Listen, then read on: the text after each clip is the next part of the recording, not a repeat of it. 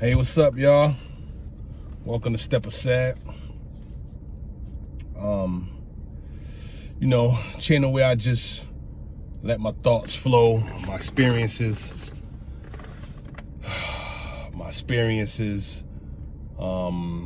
Hopefully someone could learn something from them.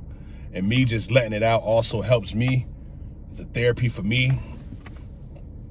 You know what I'm saying? Because it's kind of more therapeutic for me to talk like this than it is to sit down and talk to one person. Even though I do get some stuff from that, because like I said, I'm in therapy. Been in therapy for the last 5 years, and it helped me a lot. But I get more therapy, I think, from doing stuff like this. And and then when I hear people be like, yeah, man, keep making the videos, man, this helped me, this and that. And I just try to be, I am transparent, totally transparent with anything I'm going through, my addictions, my thoughts, for the most part. And this video right here, I want to talk about a big regret that I have, that I'm dealing with my cousin, my older cousin. He passed away last year, in September of last year. And he was the one who told me who my real father was. It's like one of my favorite cousins, man. And my cousin Goldie. He was a big personality, man. Like a big personality, man. Like, he drink that liquor, man, and he started just talking shit. He's loud. But he loved his family, though. He was one of them people that loved his family. Like, he loved the shit out of his family. But when he get drunk, his mouth just gets stupid. I mean, he get disrespectful. And every time he used to hang up there with a lot of the OGs, where they hang at in a park out here in Hartford, Connecticut. Like a park, all the OGs be up there. They be up there playing cards, dominoes, drinking, just hanging there, or schoolyard they used to chill at too. They chill in the schoolyard on the weekends, and during the week they chill at the field, like Waverly Field. And every day he used to catch the bus there to the field, and when he get back in the house, he'd call me the drunk talking shit. You know what I mean? I used to answer the phone. He used to keep calling too, calling. If you don't answer, he was calling the hell out of me. And he used to get real disrespectful. He used to call you, be like, hey, what's up, cuzzo? I'd be like, hey, what up, cuzzo, man? I just made it in the house, cuzzo. I'd be like, good, cuzzo, man, you in the house. I hear you fired up. You made it in the house. Yeah, I did, cuzzo, but fuck you. I don't give a fuck. Fuck you, cuz I don't give a fuck about you. You can suck my dick. Like, he's that type of disrespectful. The type of disrespectful where, like, let me tell you how disrespectful he is. One day I'm with a friend of mine. We call ourselves brothers. He's actually like a brother to me. And he didn't know how disrespectful my cousin Goldie mouth get. So we down at the ranch house and shit. We ordering some food and shit. Here come my drunk ass cousin down there. He older too. He's like, I think he might have been like around 59 or 60, 58, 59, 60, around that range. And so my boy was with me, so he talks to me, hey, cuz, this and this and that. Hey, what up, cuzzo? I see he was drunk, so I'm like, let me hurry up, get into this fucking restaurant, get my food so I can get out of here, because I know he about to start talking. So he gonna tell my friend, my brother, let's say like my brother, hey, what's up? Yeah, he was talking shit. He like, yeah, look like you came out some dry pussy. Basically saying that look like his mother had some dry pussy when she pushed him out. Like, that's how disrespectful he gets with his mouth. So he used to get like that with everybody, his family, like, but when he's sober, he's the nicest person. He was, it just that liquor, he had an alcohol problem that was crazy, but he was cool, like one of the cuz you chill with. He's funny, charismatic, loved being in the club scenes. He would dress up in his suit with me, had his pink suit. He used to, back in the day, he was a a dressy dude. That's what he used to do. Goldie, he'd be dressed up, fly. His son the same way now. My cousin, my little cousin, he the same way. His fly, got his little suits on. He was like a pimp, like for real. And but he started losing his way. He's like, I'm a pimp. I'm a pimp. I mean, he was a pimp back then, man. Right now, shit, man. You know, we used to laugh at him, but he still used to kind of try to keep himself together, have his suits on, you know. And I love my cousin, man. But anyway, let me get to the reason why, the regret I'm talking about. So he used to call me, keep being disrespectful, you know, make sure he get in the house, make sure I get in, make sure he get, you know, let me know he got in the house and shit.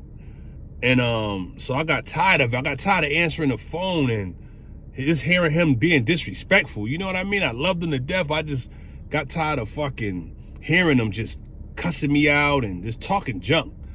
So I blocked him. You know what I mean? I blocked him. I'm like, man, hell no, man. I blocked him before, but I used to block him, then I unblock him. But this time I just blocked him, like, and I forgot I blocked him. I just blocked him, like, man. Then one day I thought to myself, I said, damn, I ain't hearing from my cousin in a minute. And you know what I mean? But I still didn't unblock him. I just had that thought, like, damn, I ain't hearing from my cousin in a minute.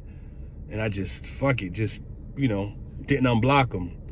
So one day I get a call from my sister. She like, hey, bro. I'm like, hey, what's up, sis? She like, hey, she said, sound like you might not don't know. I'm like, what? It was like, they found Goldie dead in his apartment. I said, huh? What? What you mean? Now this is literally, my mother had passed last May. My mother died May 12th of last year of 2022. So this was, I think, September. Yep. So like 4 months later, maybe October, September, October. I'm like, what? She's like, yeah, they found him dead in his apartment, this and this and that. I'm like, oh, shit. So only thing popped in my head was, I know he probably was trying to call me, this and this and that, and I had him fucking blocked, man. Damn. Fuck. So then I lived with that thought of, you know, he may try to call. And I know he was trying to call. I knew it, because I was just like, you know, but I just had the thought. Like, you know, maybe he tried to call, or I just had the thought. So then one day, I'm strolling through my phone, and I see that I got messages, like I could see, like, messages from people that I had blocked. I was like, oh, shit. Oh, damn, I didn't know I could hear messages from people that left messages that I blocked. I was like, and who number did I see up there? My cousin Goldie's, man. And the message that he left, man, he said, hey, cuzzo, I've been trying to call you, man. You know, this call to tell you I love you, man. I love you forever. He said, I love you forever.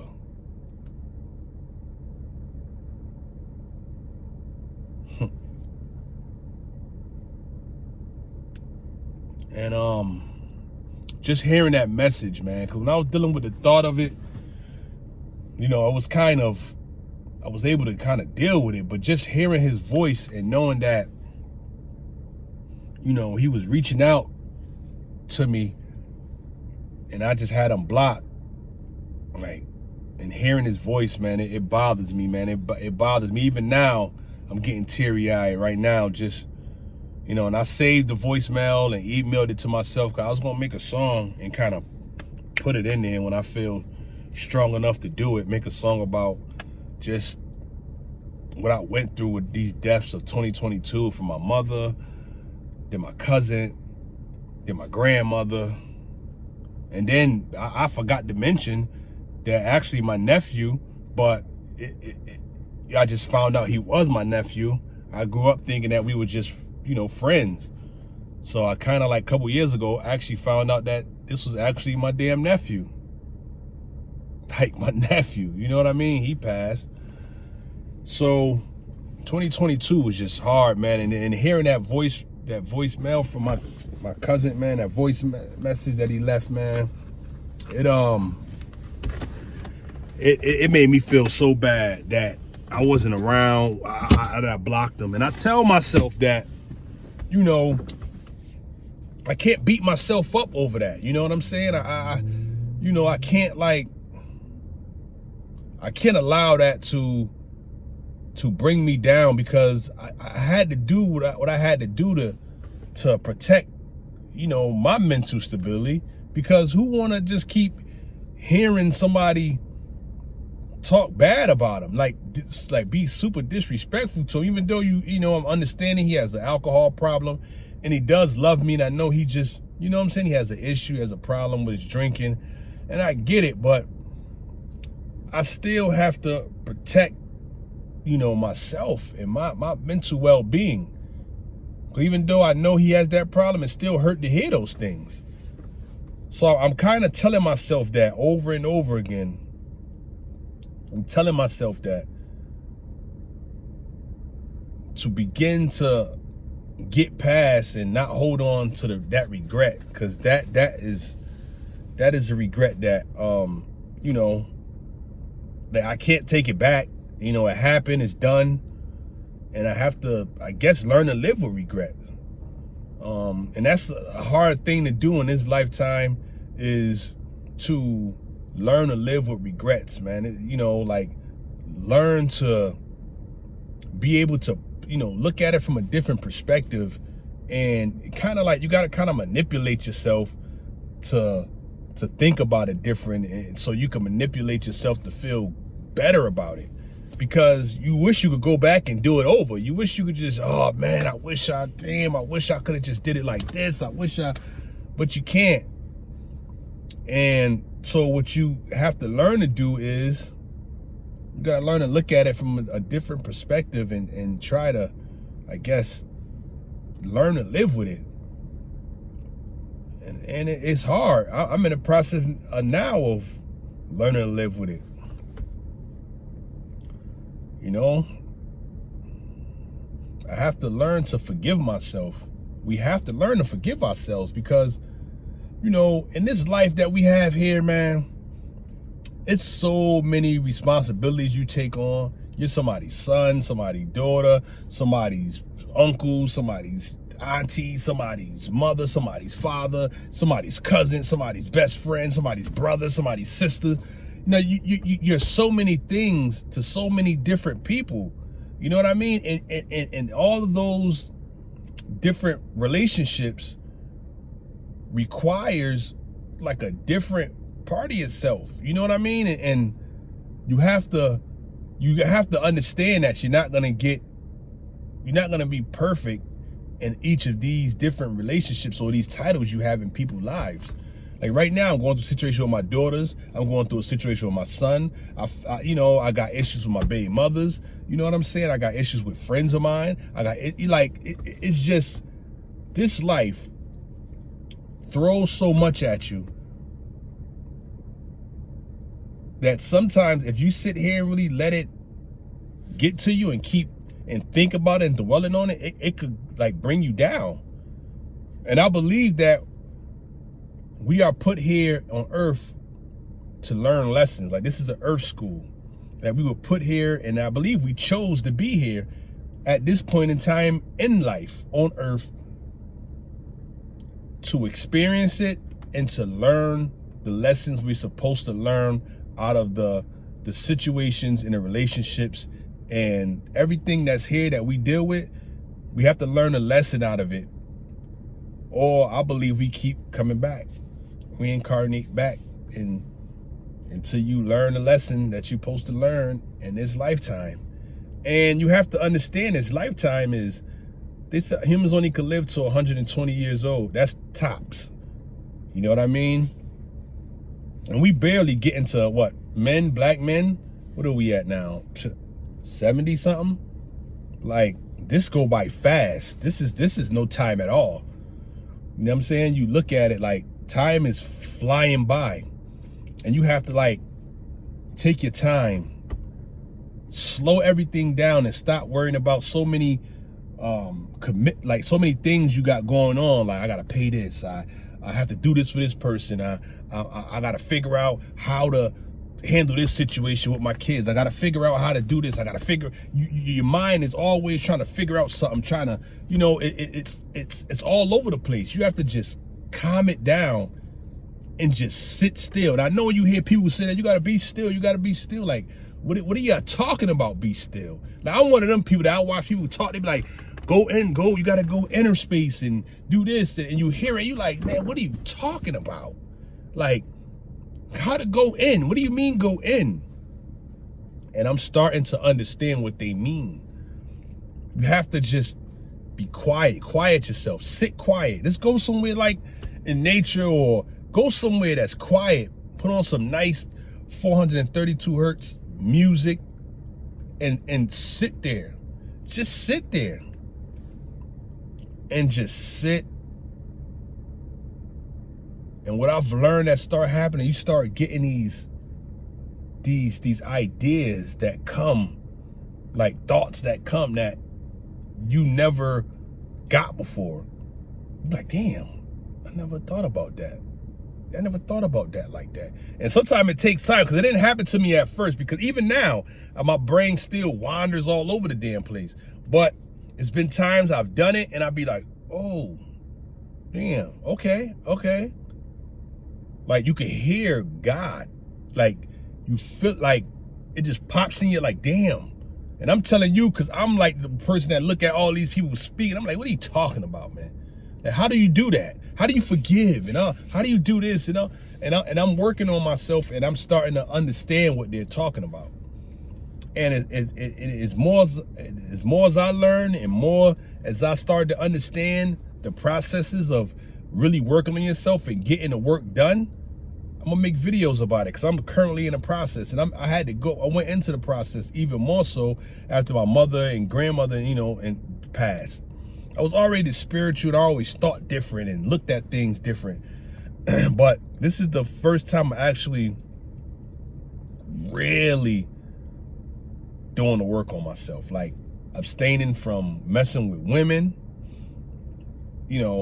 changing my diet up. I'm on a 21-day fast right now. I'm 44. I'll be 45 in November. Single, and I'm working on myself. I just got out of a relationship, about to be 2 months now. A 1.5 year relationship. I'm just got frustrated with my relationships not working. You know what I mean? Putting this time in, and it's just not working. So I'm taking the time to really work on myself and really start to understand the way this life shit works. Because they starting to attack us from every angle.